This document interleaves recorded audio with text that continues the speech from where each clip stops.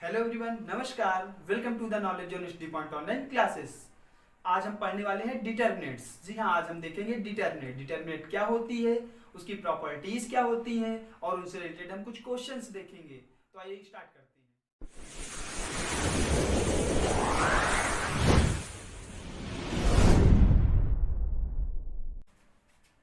तो आइए देखते हैं डिटर्मिनेंट क्या होता है। तो डिटर्मिनेंट का मतलब क्या है, जैसे हमने मान लिया एक वर्ग आव्यूह है, एक वर्ग आव्यूह है 2, 3, 5, 9, ये हमारा वर्ग आव्यूह है। इस वर्ग आव्यूह के अवयव जो हमारे हैं 2, 3, 5, 9 है। तो अगर इस वर्ग आव्यूह को इस प्रकार से व्यवस्थित कर दिया जाए कि इसको हम इस तरीके से लिख दें, जो वर्ग आव्यूह में ये जो ब्रैकेट लगा हुआ है जिसे हम लार्ज ब्रैकेट या स्क्वायर ब्रैकेट कहते हैं, इनको हटा करके हम दो वर्टिकल लाइंस के बीच में नंबर्स को रखें तो हमारा ये क्या बनेगा, इस वर्ग आव्यूह ए की डिटर्मिनेंट बन गई। इसे हम अब ए नहीं लिखेंगे, इसे क्या लिखेंगे, डिटर्मिनेंट ऑफ ए। तो यदि किसी वर्ग आव्यूह के अवयवों को दो वर्टिकल लाइंस के बीच में रखा जाए तो प्राप्त होने वाला एक्सप्रेशन सारणिक कहलाता है। तो हमारा सारणिक को हम लोग किस प्रकार प्रदर्शित करते हैं, डिटर्मिनेंट ए, या फिर उस सारणिक में उस आव्यूह के नाम में मॉड लगा देते हैं, मॉड ऑफ ए। तो अगर हमारा वर्ग आव्यूह ये ए है 2, 3, 5, 9, तो इसके डिटर्मिनेंट को हम डिटर्मिनेंट ए या मॉड ऑफ ए कहेंगे। एक्चुअल में होता क्या है, जो वर्ग आव्यूह था या जो आव्यूह होता है ये एलिमेंट्स का कॉम्बिनेशन होता है। एलिमेंट्स को हम लिखते हैं, अरेंजमेंट होता है, लेकिन जो डिटर्मिनेंट होता है वो एक न्यूमेरिकल वैल्यू होती है।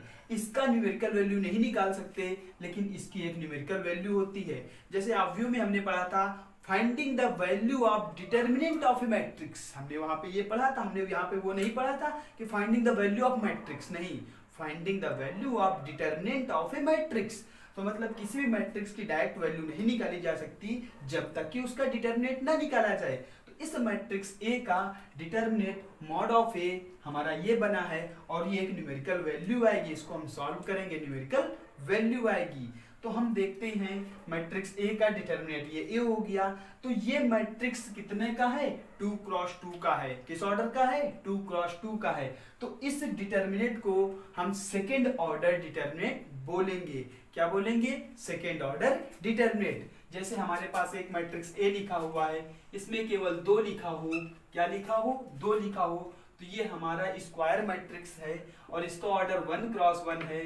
तो इसकी डिटर्मिनेंट बना है मॉड ऑफ ए, तो हमारा केवल 2 बनेगा। क्या बनेगा, केवल 2।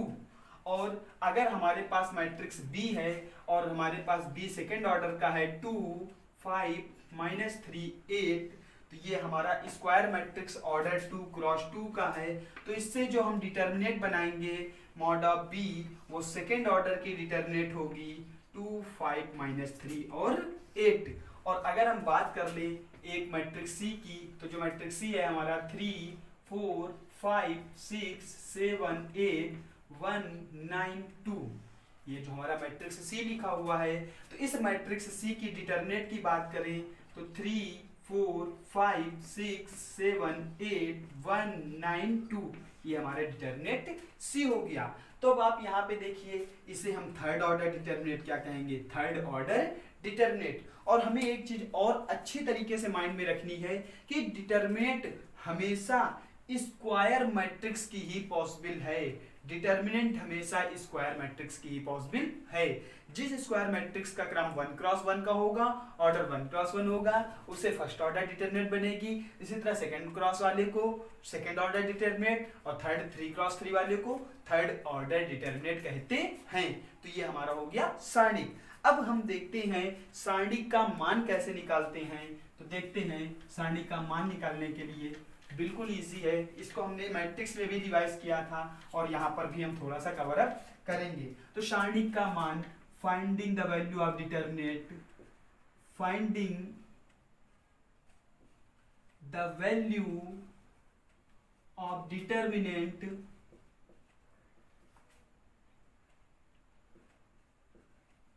Finding the value of determinant, किसी भी डिटर्मिनेंट की वैल्यू निकालना।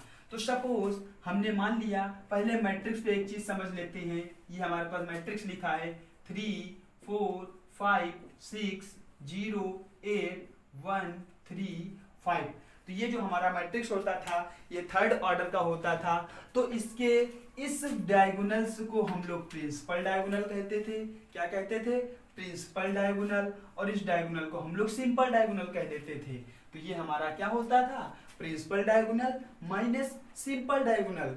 तो इसी तरीके से देखिए, अगर हम मान लें मैट्रिक्स हमारा 2 क्रॉस 2 का है, 3 2 2 3 4 5, तो इसका क्या हो जाएगा? ये प्रिंसिपल डायगोनल हो जाएगा और ये हमारा क्या हो जाएगा? सिंपल डायगोनल हो जाएगा।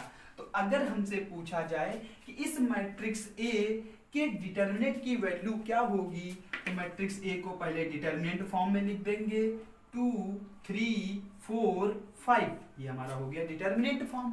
अब इसके बाद देखिए, किसी भी मैट्रिक्स के डिटरमिनेंट की वैल्यू तभी निकाली जा सकती है जब वो सेकेंड ऑर्डर डिटरमिनेंट के रूप में हो, 2 क्रॉस 2 के रूप में हो। और अगर बाय द वे किसी क्वेश्चन में डिटरमिनेंट 2 क्रॉस 2 के फॉर्म में नहीं है तो उसको हम 2 क्रॉस 2 के फॉर्म में कन्वर्ट करते हैं by deleting rows and columns. अभी मैं आगे बताऊंगा। तो अब मैं इसका निकालूंगा, तो होता है principal diagonal minus simple diagonal. मतलब क्या है? Product of the elements of principal diagonal minus product of the elements of simple diagonal. Principal diagonal के अवयवों के गुणनफल में सिंपल डायगोनल के अवयवों के गुणनफल को घटाते हैं। तो जैसे मॉड ऑफ ए यहाँ पे क्या मिलेगा? 5 2 जा 10 माइनस 4 3 जा 12। मॉड ऑफ ए हमारा क्या मिल गया? माइनस का 2।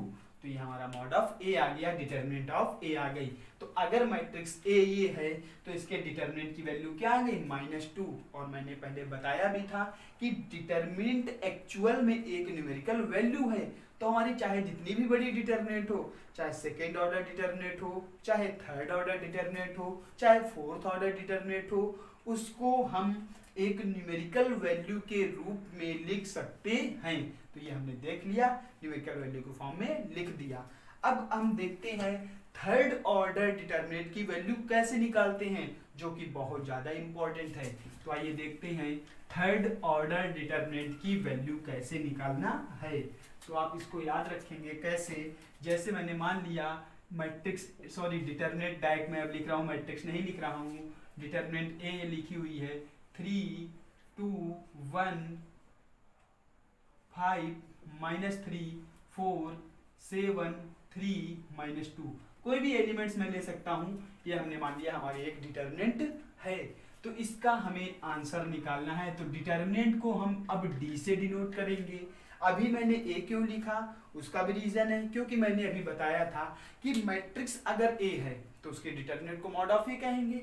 लेकिन मैंने यहाँ पे सबसे पहले कहा था कि मैट्रिक्स अब हम नहीं लिखेंगे। तो मैट्रिक्स नहीं लिखने का मतलब क्या? हम डायरेक्ट डिटरमिनेंट लिख रहे हैं। तो अब जब हम डायरेक्ट डिटरमिनेंट लिख रहे हैं तो हमें ये नहीं मालूम है कि हम किस मैट्रिक्स की डिटरमिनेंट लिख रहे हैं।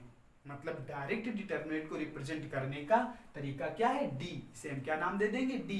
क्योंकि अगर मैट्रिक्स से डिटरमिनेंट लिखते तो उस मैट्रिक्स का कोई ना कोई नाम होता, और अगर उस मैट्रिक्स का कोई ना कोई नाम होता तो उसके डिटरमिनेंट के लिए उसी में मॉडुलस लगा देते। लेकिन यहाँ पर हम पर्टिकुलर एक डिटरमिनेंट लिख रहे हैं तो इसे हमने डी नाम दे दिया। बात क्लियर हो गई। अब हम आगे बढ़ते हैं, इसका एक्सटेंशन करते हैं, इसकी वैल्यू निकालते हैं। तो मैंने एक वर्ड बोला था क्या, कि किसी भी डिटरमिनेंट की वैल्यू तब तक नहीं निकाली जा सकती जब तक वो सेकेंड ऑर्डर के फॉर्म में ना हो। तो इसको हम सेकेंड ऑर्डर के फॉर्म में बनाएंगे माइनर्स और कोफैक्टर्स के जरिए। तो देखते हैं कैसे बनाएंगे। जैसे इसकी वैल्यू निकालनी है तो determinant D is equal to, देखिए हम लिखेंगे 3, क्या लिखेंगे? 3। ये हमारा फर्स्ट रो है, ये सेकेंड रो है, ये थर्ड रो है। किसी भी एक रो या कॉलम से हम एक्सपेंशन करते हैं। तो सपोज हम फर्स्ट रो से एक्सपेंशन कर रहे हैं, तो फर्स्ट रो से एक्सपेंशन करेंगे तो हम यहाँ पे लिखेंगे 3 लिख दिया। फिर उसके बाद उस जिस एलिमेंट पर हम हैं, जैसे 3 पर हैं, तो इसके सामने वाली रो और कॉलम को डिलीट कर देंगे। सामने वाली रो और कॉलम को डिलीट करके सेकेंड ऑर्डर की एक डिटरमिनेंट मिलेगी। मुझे पता है कि सेकेंड ऑर्डर की डिटरमिनेंट मुझे मिलनी ही चाहिए। तो हमने क्या किया, 3 के सामने वाले रो और 3 के सामने वाले कॉलम को डिलीट कर दिया तो -3 4 3 -2 मिल गया। तो 3 हमारा हो गया। अब हमें एक चीज और याद रखना है कि डिटरमिनेंट में अल्टरनेट ऑर्डर में साइन बदलते रहते हैं। मतलब प्लस है तो उसके जस्ट आफ्टर वाला एलिमेंट माइनस आएगा, माइनस है तो उसके जस्ट आफ्टर वाला प्लस आएगा। ऐसा क्यों होता है ये मैंने मैट्रिक्स में बताया है। तो यहाँ पे देखिए 3 लिखा है, फिर -2 आएगा, यहाँ पे है +2 लेकिन साइन कन्वर्ट होगा तो ये क्या हो जाएगा -2। अब देखिए -2 का मतलब क्या हो गया कि 2 के सामने वाली रो और कॉलम को डिलीट करेंगे। तो ये 2 के सामने की रो ये है, कॉलम ये है, डिलीट करेंगे तो इसको सेकेंड ऑर्डर बनाएंगे 5 4 7 एंड -2, 5 4 7 एंड -2। फिर इसके बाद हम लेंगे +1 ले लेंगे, 1 के सामने वाले रो और कॉलम को डिलीट करेंगे तो ये 1 इसके इस 1 के सामने का रो ये है, कॉलम ये है, हमारा बचेगा कितना 5 -3 7 3 हमारा ये बच गया। अब देखिए सेकेंड ऑर्डर को डिटरमिनेंट को सॉल्व करने का तरीका क्या बताया है, principal diagonal minus simple diagonal, मुख्य विकर्ण माइनस साधारण विकर्ण। तो 3 दूनी 6 माइनस माइनस प्लस, प्लस का 6 3 4 जा 12 माइनस का 12, ये -2 लिखा है, लिखा रहने देते हैं, -5 × 2 -10 7 4 जा -28 प्लस का साइन लगा दिया, 5 3 जा 15 -7 3 जा 21 माइनस माइनस प्लस हो जाएगा, प्लस का 21 7 3 जा 21। अब इसके बाद देखते हैं डिटरमिनेंट की वैल्यू आ गई 3 × 6 - 12, 6 - 12 क्या हुआ माइनस का 6, तो 3 × -6 -2 × -10 × -28 दैट मीन -38 कितना हो जाएगा -38 प्लस 15, ये ब्रैकेट में कर सकते हैं, 15 + 21 दैट मीन 36।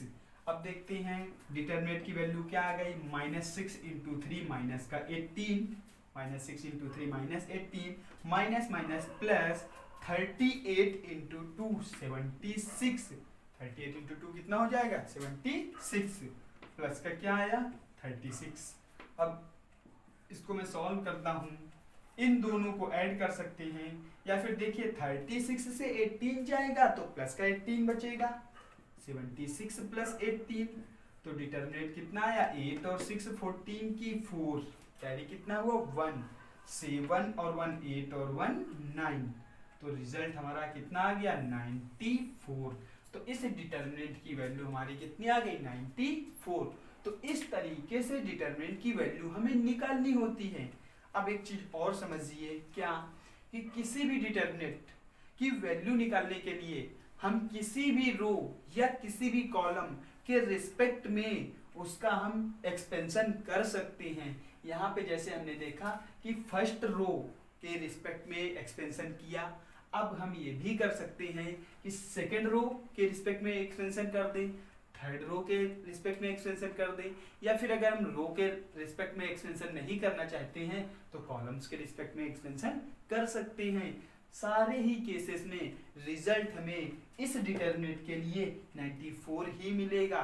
मीन किसी भी डिटरमिनेंट का एक्सपेंशन किसी भी रो या किसी भी कॉलम के रिस्पेक्ट में किया जाए तो रिजल्ट हमें सेम मिलता है। तो ये हमारा हो गया डिटरमिनेंट। तो आइए देखते हैं आगे एक और डिटरमिनेंट जिसको हम एक्सपेंड करते हैं।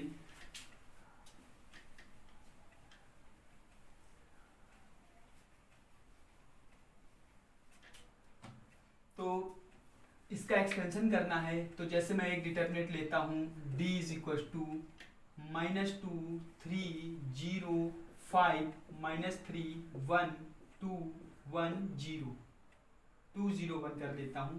इसका देखिए मुझे एक्सपेंशन करना है, तो जब इसका एक्सपेंशन करेंगे तो देखेंगे क्या होगा। फिर से हमने क्या बताया था किसी भी रो या किसी भी कॉलम से। अब इस बार सपोज हम मान लेते हैं फर्स्ट कॉलम से एक्सपेंशन करते हैं, तो फर्स्ट कॉलम से एक्सपेंशन करेंगे तो -2 लिखेंगे, फिर क्या करेंगे सामने वाली रो और कॉलम को डिलीट करेंगे। -2 के सामने की रो और ये कॉलम बचेगा -3 1 0 और 1। फिर अल्टरनेट ऑर्डर में मैंने बताया था साइन चेंज होगा, पहला एलिमेंट पॉजिटिव से स्टार्ट होगा, तो पॉजिटिव फिर निगेटिव, तो -5 आ गया। यहाँ पे देखिए ये वाली रो और ये वाला कॉलम डिलीट हो गया, बचा कितना 3 0 0 1। ये वाला रो और ये वाला कॉलम डिलीट हो गया तो 3 0 0 1।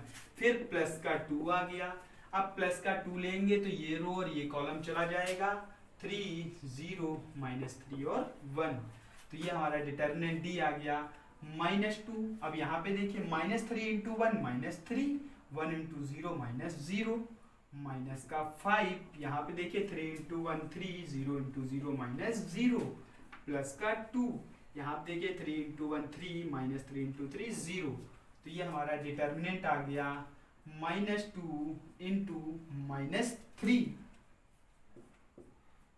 यहाँ से देखिए -5 इंटू 3 प्लस 2 इंटू 3। तो यहाँ पे डिटर्मिनेंट आ गया -2 इंटू -3 माइनस का 6, यहाँ पे -5 इंटू 3 -15 प्लस 2 इंटू 3 6। अब देखिए सॉरी यहाँ पे -2 इंटू -3 पॉजिटिव 6 आएगा, -15 प्लस 6, तो डिटर्मिनेंट आ गई हमारी 6 और 6 12 -15, तो डिटर्मिनेंट की वैल्यू कितनी आ गई -3। तो ये हमारी डिटर्मिनेंट की वैल्यू आ गई। तो इस प्रकार हमने देखा कि किस तरीके से डिटर्मिनेंट की वैल्यू फाइंड आउट करते हैं। अब आइए हम देखते हैं कुछ और कंडीशंस। तो देखते हैं पहली कंडीशन हमारी क्या है। हमसे कहे find the value of given determinant, जैसे एक ये मेरे पास डिटर्मिनेंट लिखी है 2 3 4 5 3 7 2 3 4। इसकी डिटर्मिनेंट की वैल्यू मुझे निकालना है। तो आइए देखते हैं डिटर्मिनेंट की वैल्यू कैसे निकालते हैं। देखिए मैंने आपके सामने एलिमेंट्स लिखे हैं और मैं बता रहा हूँ कि इसका आंसर 0 आएगा। तो आइए चेक करते हैं क्या 0 आएगा। तो देखते हैं डिटर्मिनेंट की वैल्यू के लिए यहाँ पे मैंने लिखा 2। क्या करेंगे, जिस रो और जिस कॉलम के सामने खड़े हैं उसको डिलीट कर देंगे। इस रो और इस कॉलम के सामने खड़े हैं, ये रो और ये कॉलम गया तो बचेगा 3 7 3 4। अल्टरनेट ऑर्डर में माइनस प्लस, तो यहाँ गया -3। ये लाइन और ये लाइन हटा देते हैं तो 5 7 2 4। फिर यहाँ पे आ गया +4। इसके सामने वाली रो और कॉलम को डिलीट कर दें तो 4 के सामने वाली रो ये रही, कॉलम ये रहा, 5 3 2 3, ये हमारा आ गया। अब देखो डिटर्मिनेंट हमारा आया 2। यहाँ पे 4 3 जा 12, -7 3 जा 21, माइनस का 3, 5 4 जा 20, -7 2 जा 14, प्लस का 4, 5 3 जा 15, -3 2 जा 6। अब यहाँ देखिए डिटर्मिनेंट डी इक्वल टू 12 में से 21 गया, कितना आएगा -9। 2 इंटू -9 दैट मीन -18। 20 में से 14 गया आया 6, 6 इंटू -3 -18, प्लस 50 में से 6, 15 में से 6 गया 9, 9 4 जा 36। तो D इक्वल टू क्या आया -36 प्लस 36। डिटर्मिनेंट की वैल्यू क्या आ गई 0। तो मैंने जैसे कि बोला था कि डिटर्मिनेंट की वैल्यू 0 है, तो वो 0 क्यों आ गई। तो इसका भी एक रूल है, देखिए इसकी वैल्यू 0 क्यों मिल गई, क्योंकि मुझे अभी प्रॉपर्टीज पता है। अभी मैं इन प्रॉपर्टीज को आपको शेयर करूंगा, तो जब ये सारी प्रॉपर्टीज आपको बताऊंगा तो आप भी देख करके आंसर बता पाओगे कि इसका आंसर डायरेक्टली क्या हो सकता है। तो अब देखिए अगर मैं एक क्वेश्चन और लिखूं तो देखता हूं, जैसे ये क्वेश्चन लिखा मैंने 3 4 3 5 4 7 6 1 0 0 0। अब मैं बोलूं इसका आंसर 0 होगा तो कैसे होगा, देखते हैं, चेक करते हैं क्या 0 होगा। तो आइए स्टार्ट करते हैं, इसको भी हम एक्सपेंशन करेंगे। मान लिया हम फर्स्ट रो से एक्सपेंशन कर रहे हैं तो 3 लिखेंगे, ये लाइन और ये लाइन रिमूव कर दो, 6 1 0 0, -5 लिखेंगे, ये कॉलम और ये रो हटा दो, 7 1 0 0, फिर प्लस का 4 लिखेंगे, ये रो और ये कॉलम हटेगी तो 7 6 0 0। तो देखिए आंसर क्या आया 3, 6 0 जा 0 -0 क्योंकि 1 0 जा 0, -5 7 0 जा 0 -0 +4 7 0 जा 0 -0, तो ये हमारा आ गया 3 × 0 0 -5 × 0 0 +4 × 0 0, तो रिजल्ट हमें कितना मिल गया 0। तो ये हमारा रिजल्ट आ गया। तो देखिए इसको मैंने कैसे बताया, तो देखिए आप लोग समझिए कि जिस रो किसी भी डिटरमिनेंट की अगर कोई भी दो रोस या दो कॉलम्स बराबर होंगे तो उसका आंसर 0 आएगा। वो चीज देखिए यहाँ पे था कि 2 3 4 ये हमारा R1 था, 2 3 4 ये हमारा R3 था, ये R1 और R3 था, तो ये दोनों आइडेंटिकल थे, एक जैसे थे।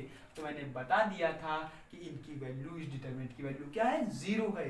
इसी तरीके से एक और प्रॉपर्टी होती है क्या कि किसी भी डिटरमिनेंट के कोई भी रो या कॉलम्स के सारे एलिमेंट्स अगर 0 हों तो उस डिटरमिनेंट की वैल्यू भी 0 होती है। तो इसलिए मैंने इसको देख करके आंसर 0 बता दिया था। इसी तरीके से डिटरमिनेंट में कई और प्रॉपर्टीज हैं, तो आइए अब हम डिटरमिनेंट की सभी प्रॉपर्टीज को वन बाय वन डिटेल से आइए अब देखते हैं प्रॉपर्टीज ऑफ डिटरमिनेंट। तो देखिए प्रॉपर्टीज ऑफ डिटरमिनेंट में पहली प्रॉपर्टी है, जैसा कि मैंने बता ही दिया है क्या कि यदि किसी सारणिक के किसी भी पंक्ति या स्तंभ का प्रत्येक अवयव शून्य हो तो उस सारणी का मान शून्य होता है।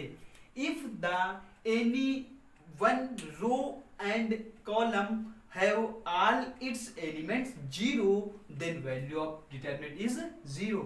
तो हमने क्या बताया, यदि किसी सारणी के किसी भी पंक्ति या किसी भी स्तंभ के सभी अवयव शून्य हो जाएं, जैसे 0 0 0 5 4 0 1 8 5, तो या फिर यहाँ पे हम 7 भी लिख दें, तो यहाँ पे हम देखें कि इस डिटरमिनेंट के फर्स्ट पंक्ति के प्रथम रो के सभी एलिमेंट्स शून्य हैं, तो इस सारणी का मान क्या हो जाएगा, शून्य हो जाएगा।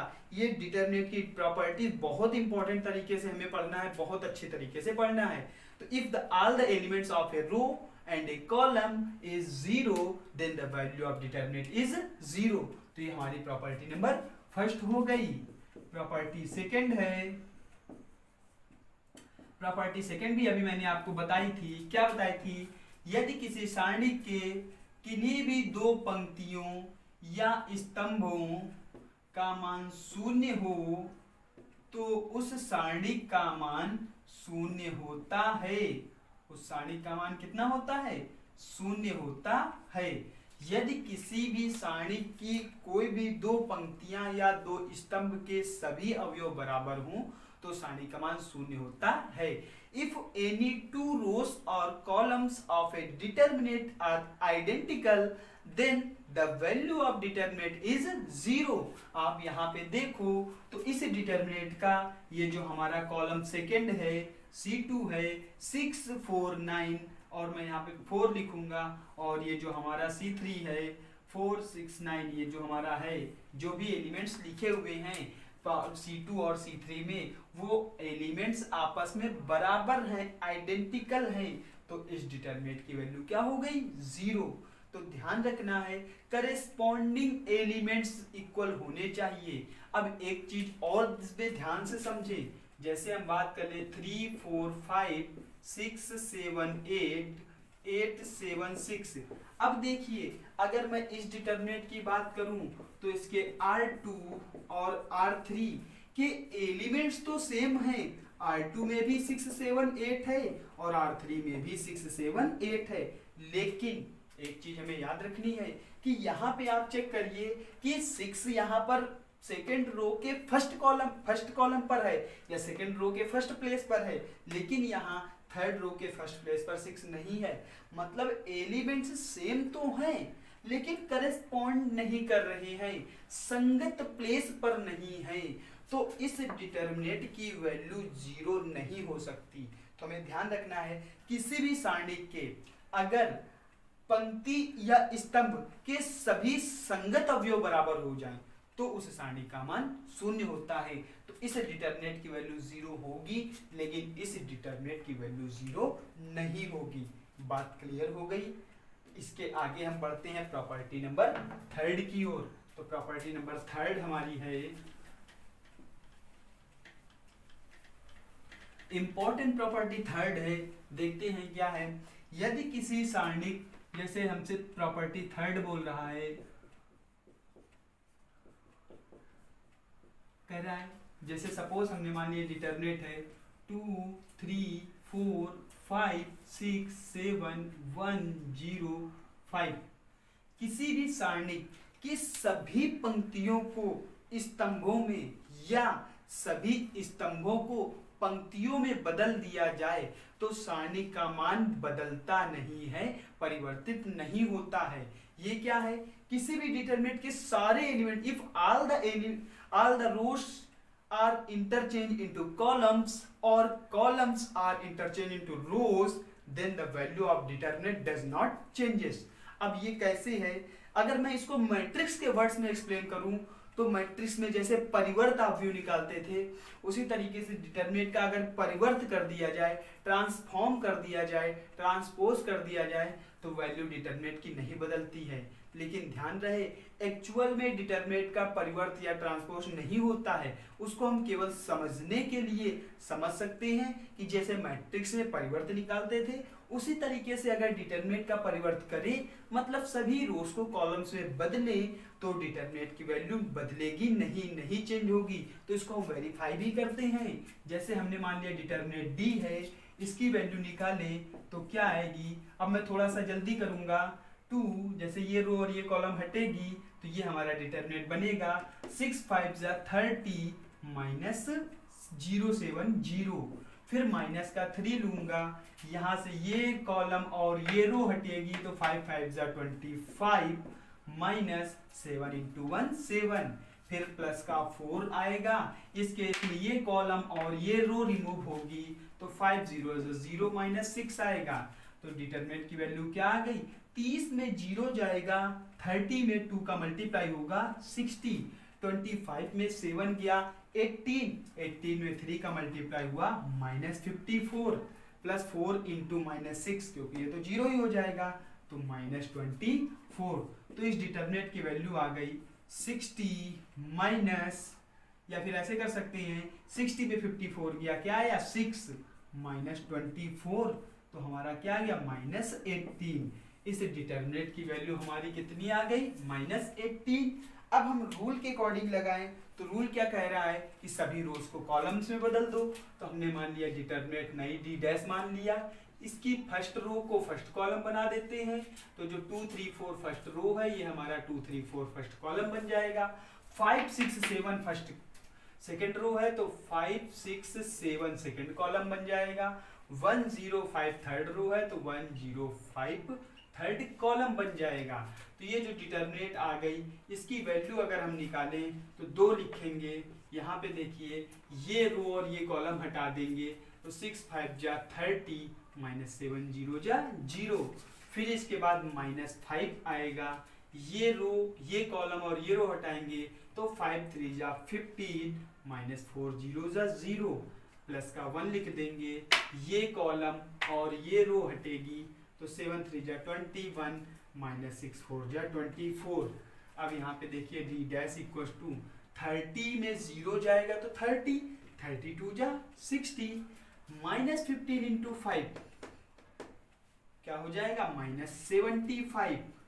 21 में 24 गया, कितना आया हमारा चेक कर लीजिए, माइनस का 3 आया। अब देखिए डी डैश इक्वल टू 60 में 75 गया, -15 -3, तो determinant D dash equal to minus का 18। तो ये जो सारणिक आ गई है ये -18। तो हमने देखा कि दोनों ही केसेस में डिटरमिनेंट की वैल्यू बराबर है।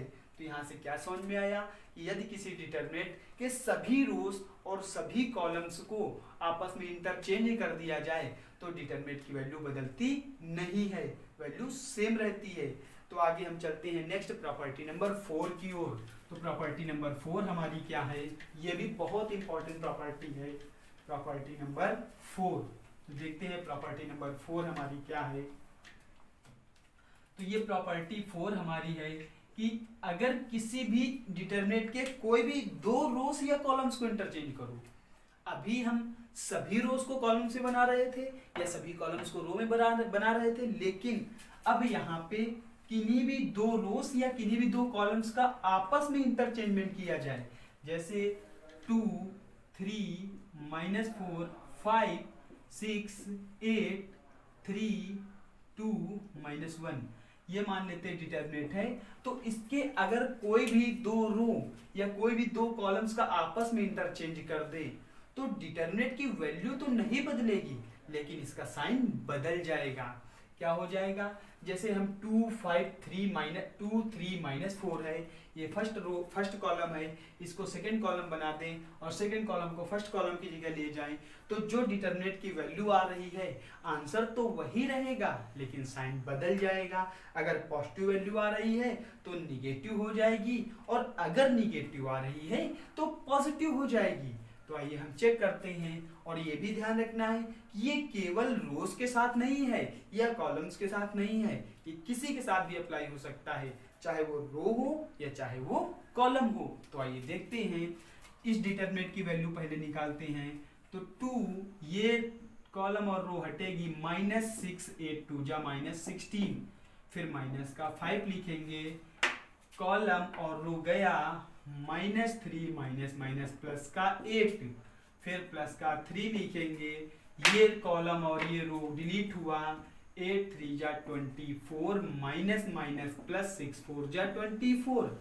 अब देखिए डिटरमिनेंट 2 -16 इंटू -6 माइनस का 22, तो 2 इंटू -22 -5 इंटू 5 प्लस 3 इंटू 48, तो d की वैल्यू -44 -5 5 जा -25 प्लस 48 इंटू 3 53 जा 150, तो इसमें 6 माइनस हो जाएगा तो हो जाएगा 144। तो डिटरमिनेंट की वैल्यू हमारी आ जाएगी 75। कितनी वैल्यू आ जाएगी? 75। तो इस डिटरमिनेंट को मैंने सॉल्व किया तो आंसर हमें 75 मिला। अब देखिए अकॉर्डिंग टू प्रॉपर्टी, अगर हम कोई भी दो रोज आपस में इंटरचेंज कर लें, मान लेते हैं हम फर्स्ट और थर्ड रो का आपस में इंटरचेंज कर रहे हैं, तो थर्ड रो पहुंच जाएगी पहले, second row as it is note करेंगे और फर्स्ट रो को हम लेकर के आएंगे सबसे लास्ट में। हमने मान लिया नई डिटरमिनेंट डी डैश बनी, तो अब इसकी वैल्यू भी 75 आएगी। चेक करते हैं, तो हम लिखेंगे -4, ये कॉलम और ये रो डिलीट कर दो, 6 3 जा 18 -5 2 जा 10, फिर -8, ये कॉलम और ये रो हटा दो, 3 3 जा 9 -2 2 जा 4, फिर -1 आएगा, ये कॉलम और ये रो डिलीट होगी, 5 3 जा 15 -6 2 जा 12। आगे देखते हैं, determinant D dash equal to 18 में से 10 माइनस करेंगे तो 8 बचेगा, 8 इंटू -4 तो हमारा क्या हो गया? -32। अब आप यहाँ पे चेक करिए, 9 में से 4 जाएगा तो 5 बचेगा, 5 इंटू -8 -40, 8 5 जा 40 होता है, -40। अब देखिए 15 में से 12 जाएगा तो कितना आएगा हमारे पास? 3 और इंटू -1 तो ये हो गया -3।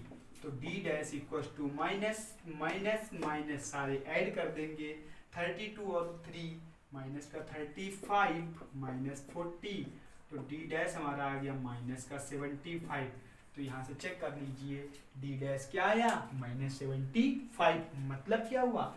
जो वैल्यू इस डिटरमिनेंट की है, अगर इसके किन्हीं भी रो या कॉलम्स को इंटरचेंज कर दे तो डिटरमिनेंट की वैल्यू तो नहीं बदली है, लेकिन इसका साइन बदल गया है। इसकी वैल्यू पॉजिटिव थी, इसकी वैल्यू नेगेटिव हो गई है।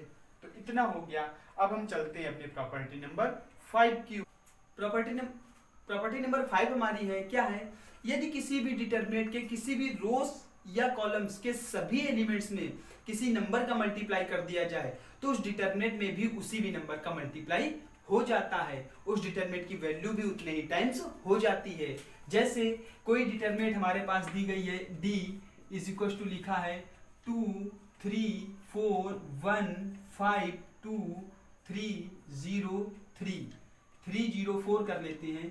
हमारे पास मान लिया ये डिटरमिनेंट है, तो हमसे बोला जा रहा है इस डिटरमिनेंट किसके किसी भी रो या कॉलम में किसी भी संख्या का मल्टीप्लाई कर दो, तो इस डिटरमिनेंट की जो वैल्यू होगी वो वैल्यू में भी उसी संख्या का मल्टीप्लाई हो जाएगा।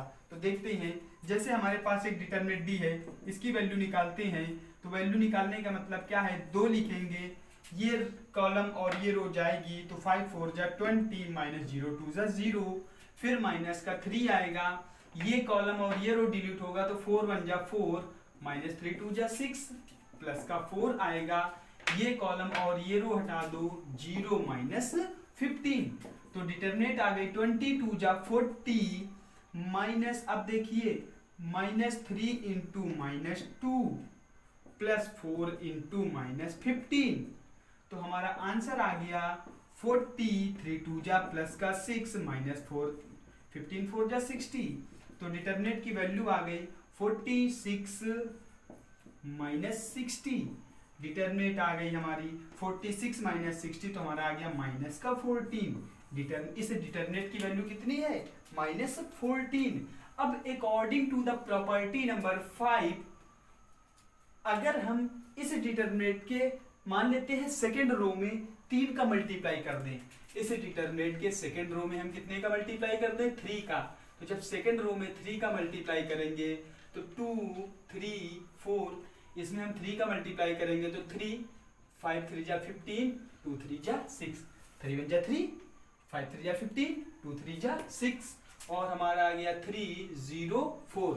तो देखिए इस डिटरमिनेंट के सेकेंड रो में हमने 3 का मल्टीप्लाई कर दिया, तो रूल ये कहता है कि किसी भी डिटरमिनेंट के किसी भी रो या कॉलम में किसी नंबर का मल्टीप्लाई करेंगे तो उस डिटरमिनेंट में भी उसी नंबर का मल्टीप्लाई हो जाएगा। मतलब इस डिटरमिनेंट का जो रिजल्ट आएगा माइनस 40 इंटू 3 माइनस 42 आएगा। तो आइए चेक करते हैं क्या माइनस 42 आ रहा है। तो हमारे पास लिखेंगे 2, यहाँ से देखिए ये कॉलम और ये रो डिलीट होगा, 15 4 जा 60 माइनस 0, फिर माइनस का 3 आया, ये कॉलम और ये रो डिलीट होगा, 4 3 जा 12 माइनस 6 3 जा 18, फिर प्लस का हमारा क्या आ गया 4 आया, तो ये कॉलम और ये रो डिलीट होगा, 3 0 जा 0 माइनस 15 3 जा 45, तो हो गया 2 इंटू 60 मीन्स 120 माइनस 3 इंटू 12 में से माइनस 8 जाएगा तो कितना आएगा माइनस 6, तो माइनस 6 प्लस 4 इंटू माइनस 45। अब देखिए 120 माइनस माइनस प्लस 6 3 जा 18, 45 इंटू 4 हमारा हो जाएगा 180, लेकिन माइनस का 180, तो हमारे पास रिजल्ट आया वाट 120 और 18 138 माइनस 180, तो हमारा कितना आया माइनस 42। तो देखिए यहाँ पे इस डिटरमिनेंट की वैल्यू में भी 3 का मल्टीप्लाई हो गया। तो ये प्रॉपर्टी नंबर हमारी 5 थी। किसी भी if we multiplied any number in all the elements of any rows और columns then the value of determinant will also be the multiple of that number। तो ये हमारा हो गया डिटरमिनेंट में प्रॉपर्टी 5। अभी तक हमने इस डिटरमिनेंट प्रॉपर्टी नंबर 5 तक देख लिया, उनको हमने विद एग्जांपल समझ भी लिया। अब बाकी हम नेक्स्ट वीडियो में इसके आगे की प्रॉपर्टीज लेकर के आएंगे और उनसे रिलेटेड क्वेश्चंस लेकर के आएंगे, क्योंकि ये वीडियो हमारा अगर हमने इसमें प्रॉपर्टीज बताई तो ये लंबा हो जाएगा वीडियो, तो इसलिए मैं इस वीडियो में केवल 5 तक ही बता रहा हूँ। बाकी मिलते हैं नेक्स्ट वीडियो में।